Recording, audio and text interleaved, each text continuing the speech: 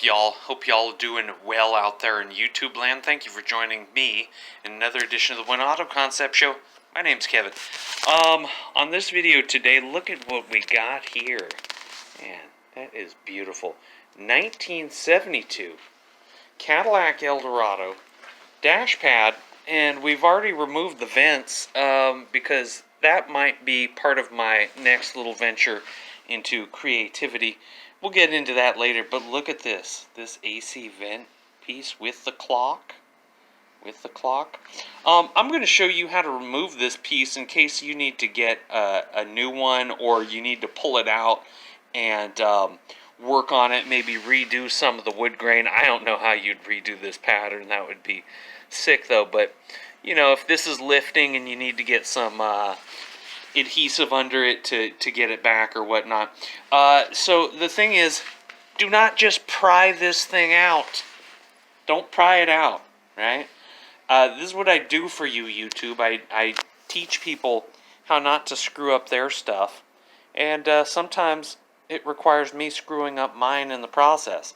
This, because I've done a few of these before, will not be screwed up. So what we need to do is get in and remove these vents first. So remember I said don't pry this off. Let's flip this over and I'll show you the secret that this thing is hiding.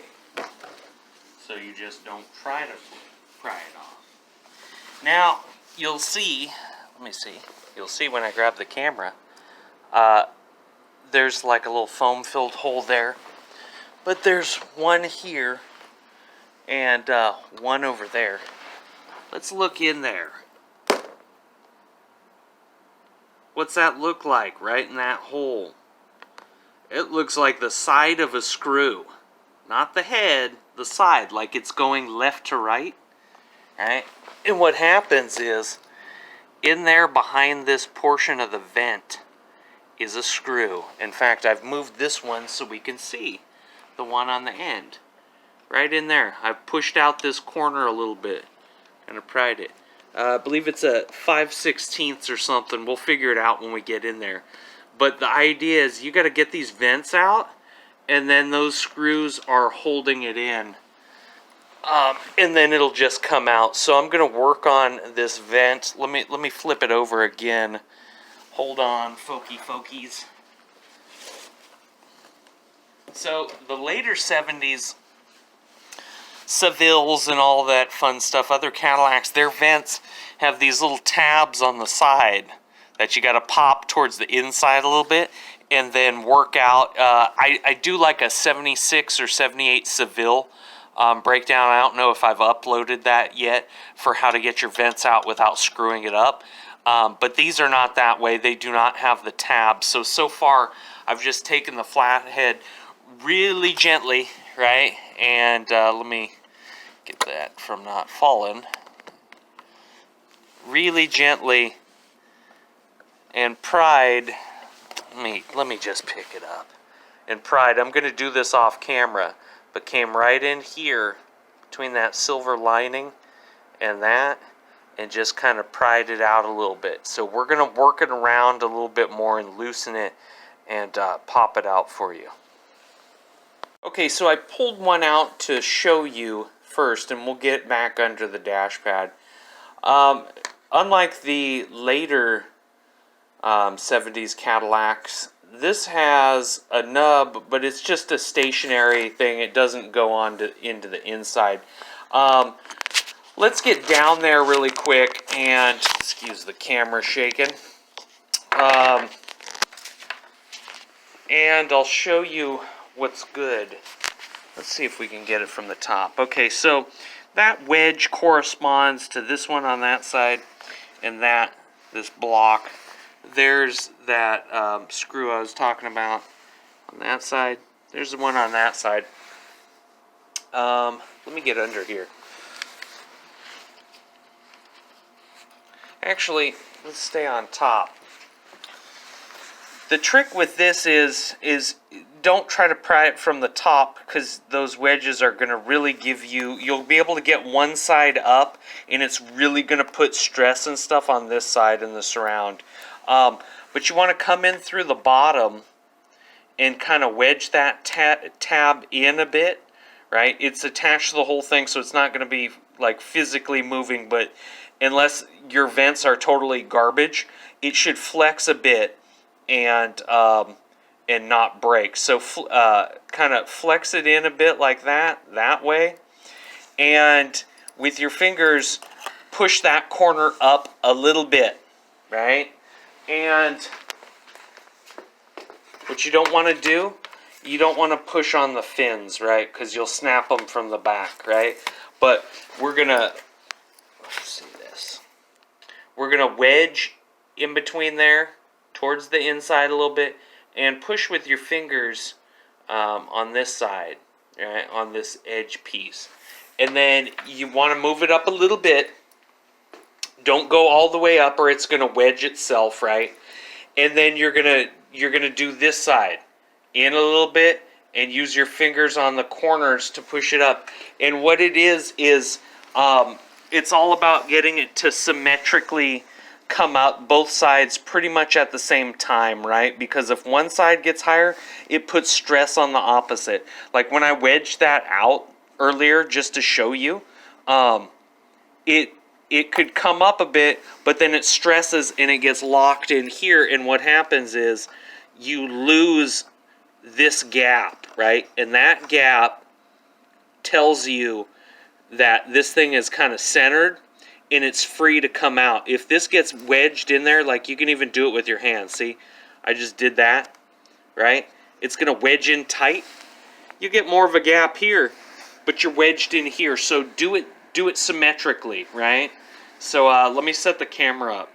So to start this, because this side, you can't really see the frame much from the inside, right? And to push anything, I would be pushing on this last vent right here, the last internal vent, internal little fin, right? We don't want to do that. So what I'm going to do is I'm going to come from the outside. I know I said don't totally do it from the outside. We're going to wedge it up a little bit so that hopefully I can get a good view in there. We're going to have to recenter it a little bit. So that's starting to provide me a little access. There's an overhang over here that is not on the other one, but I have more access to this one. So we're going to wedge this one and try pressing up.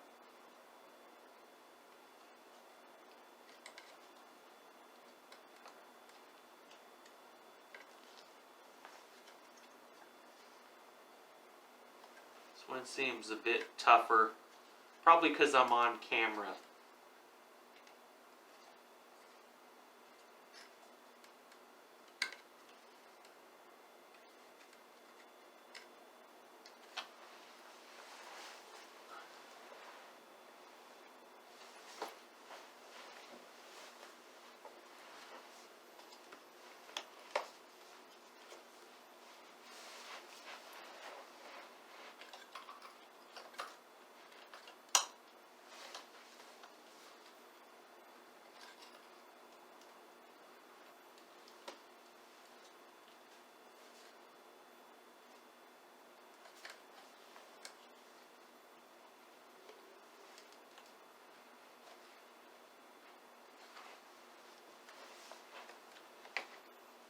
You want to work back and forth.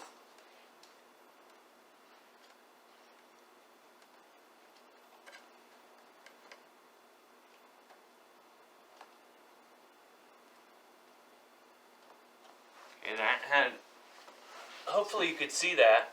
It's pretty good. This left side's a little bit higher than the right. But yeah, man, this is there's a plastic overhang we'll look at later. Later. Do you like how I said that? You don't care. You just want to see it. But it's still, man, this last fin. So what I'm going to do actually, as to not push up on the fin, because I really can't get to the edge, I'm gonna put it up here. I'm gonna gently pry that way. Okay, got some good progress right there. We want to even it out. And now I'm kind of with my thumb, I'm pressing up like that. Some good progress there. Just, go slow. I got another couple of these vents if you need them, but hopefully you won't. I'm going to go back here to even it out. Watching that last one. Cool, we're doing nice. I got to get this last one. I think we're pretty close. And there you have it. And let's come over here. Look at this overhang. Well, look at my trash. It's empty. I dumped it. Why you can't just press on that the far side is you got this pocket. So it's like a good, inch before you can get to the edge of that. See, that's the seam. That's where the corner of the vent is. So if you were to press on anything, you're pressing on one of these blades in the back, one of the wing blades. You're going to snap that thing off. So you can start on this side and, like I said, wedge that first side a little bit from the outside. If you see this side, excuse me, there's not nearly as deep of a pocket. It's only like a few millimeters recessed, so you can actually get your little flathead on both sides, that central vent, right? And yeah, that's the trick on this. We're gonna get in there and get those, and I'll get you the exact numbers on that. In fact, we're gonna do that now. So, if you got this off, if you cracked yours, I might have a couple left. I was probably just filming my chest right there, but, this video is getting long, and let's get this fully removed for you. So, it is a 5/16 as I suggested. A lot of this ELDORADO has 5/16, so get that or your 8mm. I got the electric ratchet, just because I don't want to pull out the other stuff. I also got a deep socket. You don't necessarily need one, but it's just helping me reach these a little bit easier.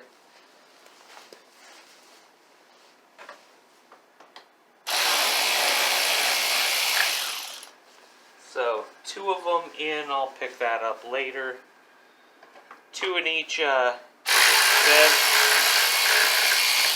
2 5/16 in each vent, one on the left, one on the right. And then pull straight out, because the back of your clock has a little pocket. So we want to pull it straight out. You may need to wedge a little side, so if you feel resistance, just don't go yanking it. Do a little bit on each side first so it pops out. Debris, look at all that. All that dust over the 48 years. What do we got here? 10/02/71. Yeah, so this clock was actually manufactured in 71, but for 72 because it's late in the year. What do we got? A part number on this? Let's just read them off. Why not, Kev?